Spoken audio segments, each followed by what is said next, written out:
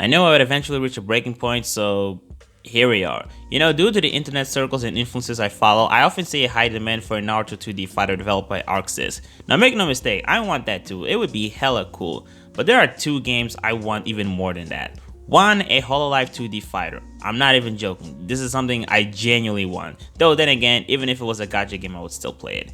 And two, a sequel to Dengeki Bunko Fighting Climax. Last year, I went to the online Hong Kong PlayStation Store and bought the PS4 version of this game, which is labeled Ignition. It mostly plays the same as the base version, but with the addition of a few new characters and mechanical tweaks. While it isn't available in the West, it's actually not that hard to buy that game. All you need to do is create accounts that match the region of the stores that have that game, and then buy some PSN fun cards. Once you do that, aside from a few DLC limitations, you'll play this game just fine.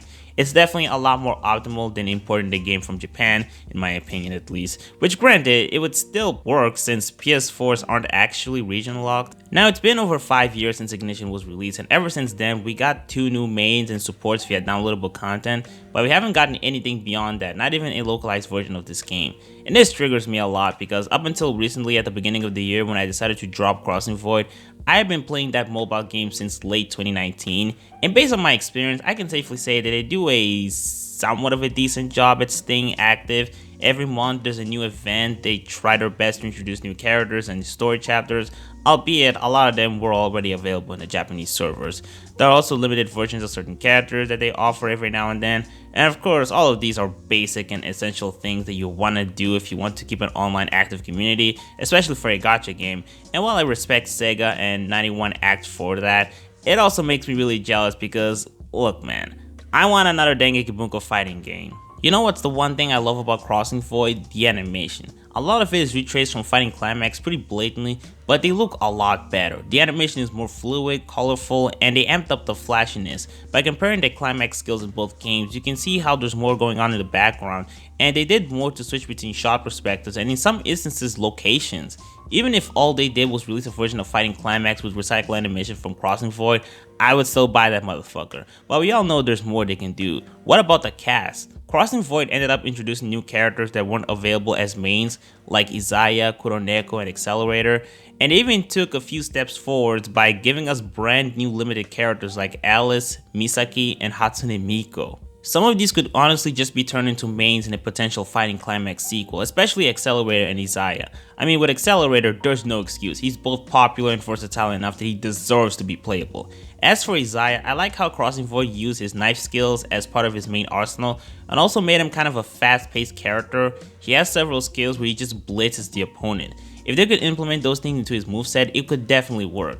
There are of course some characters that even in Crossing Void never became mains, but I think they definitely should have. The one that I think deserve the most are Toma and Kino. Now, I know the director of the game roughly said that Toma's powers are too limited for them to customize his moveset, but I honestly don't think it would be that hard. I mean, there's a PSP game based on a certain magical index that had Toma in it, and granted, it was an arena fighter, but they still find a way. Also, when you look at a character like Rentaro, while he does have some powers and weapons implemented into his moveset, his attacks are generally pretty fist and kick oriented, and since Toma is somewhat of a street fighter and has a lot of experience fighting people who are way stronger than him, I don't think it would be impossible to give him street level moves. Hell, if they wanted to take it even further, they could even add some other characters like Index, Still, and Kaori to show up during some of his attacks, kind of like Tomoka and Quentar. Also, think of all the possible counter abilities you can give to him. With his Imagine Breaker and Precognition that has been hinted a few times in the series, you can honestly give him kind of like a UI Goku treatment, but hopefully less busted of course. As for Climax skills, I mean we already know that Imagine Breaker can manifest a bunch of dragons and shit, just use that for flashy supers. Now I know this only happens when his arm gets ripped off, but I mean come on, this is a video game, they're allowed to bullshit at least a little bit. As for Kino, this is a lot easier to explain.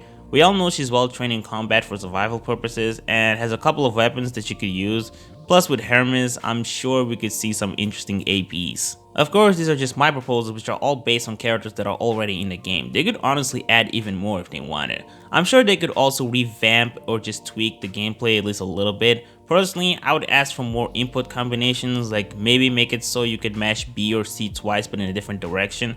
I know that you can do that when you use your trump card, but I personally find that to be a little too limiting. There are also some characters that could have better EXs, or at the very least, they could give more characters second air specials. There's a lot more they could do, add new stages, new soundtracks, new stories, and many more that it makes me wish Sega would just give Fighting Climax another chance. So because of this, I'm going to do something that I didn't think I would ever do. I'm going to start a hashtag. I'm going to make sure to Sega that this is something I want more than anything. I'll call it hashtag Revive Fighting Climax, and aside from wanting to communicate my desire for a sequel game, I also just want to share this game to more people because it's not super popular and the reviews were pretty mixed, but I think this is something that a lot of people can enjoy. While I do recommend Ignition, at the same time you can buy the base version if you want, they're pretty much the same. In the meantime, I'll start my journey of spamming to Sega on Twitter until they stop solely paying attention to the gacha game and getting content with French bread and Echo software once again. Hell, they could even brand it as a 30th anniversary project, which is coming soon by the way, we're only talking about a couple of years. So come on guys, let's make this happen.